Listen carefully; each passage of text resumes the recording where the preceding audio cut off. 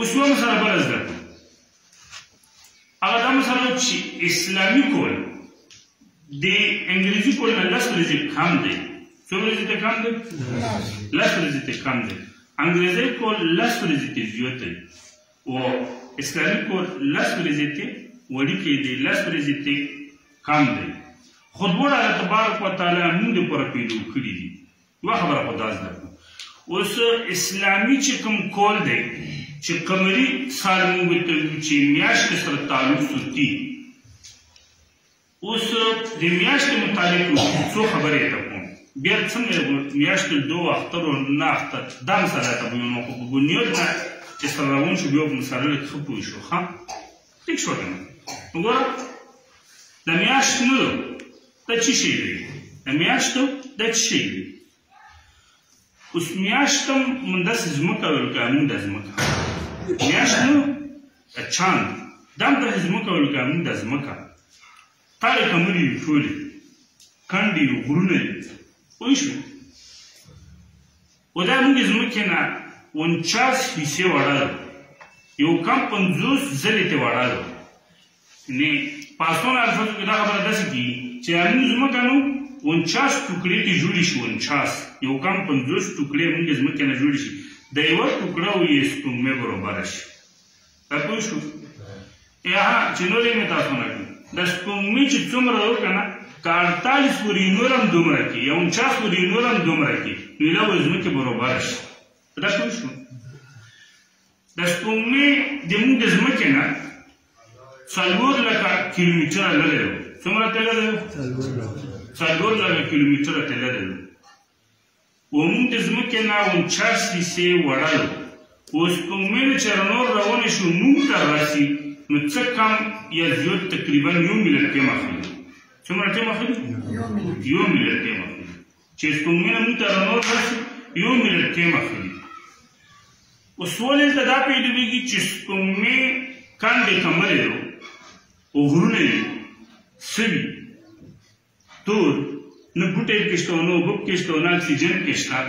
د سپوږمۍ سپینه څه لپاره د سپوږمۍ سپینه څه لپاره کېږي؟ دا خو داسې ده شي که نه لکه لیر داسې ښکلې سپینه. دا سپینه څه لپاره کېږي؟ ورېځې موږ څه نه وینو او سمه څه نه لیده شي او شپې رڼا څه لګوي شپې سمه څه لیده شي. دا ذهن ته یو سوال ورځي که نه؟ نو دغه جواب دا دی.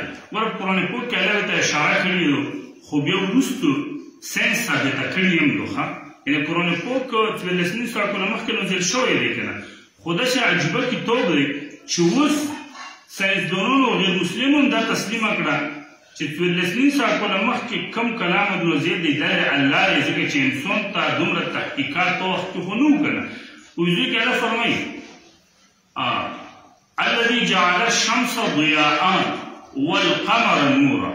الله فرمایي چې الله هغه ذات دی چې میر یې پوره رڼا والا پیدا کړی او سپوږمۍ نو دی یې کمې رڼا والا پیدا کړي وو. اوس دا څه مطلب؟ دا مطلب ټولې سپوږمۍ 165 ساعت دي. د سپوږمۍ نو دا یوه نه ده، دا 165 ساعت دي. خو موږ ځمکې نه چې کومه سپوږمۍ تویږي دا یوه ده و موږ د یوې نه نورې نه یو، ځکه چې موږ سره هغې تعلق دی. و سپوږمۍ نو دا ځمکې نه تویږي داسې 305 ساعت 10 ورځې کم په دومره وخت کې چکر پوره کوي یو کول شي بیا. پوه شوې؟ و دا سپوږمۍ ځمکې نه تویږي، ځمکه میر نه تویږي.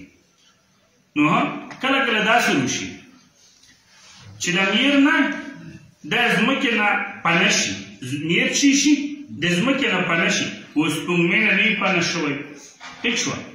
میر ځمکې نه پنه شي سپوږمۍ نه نه وي پنه شوی.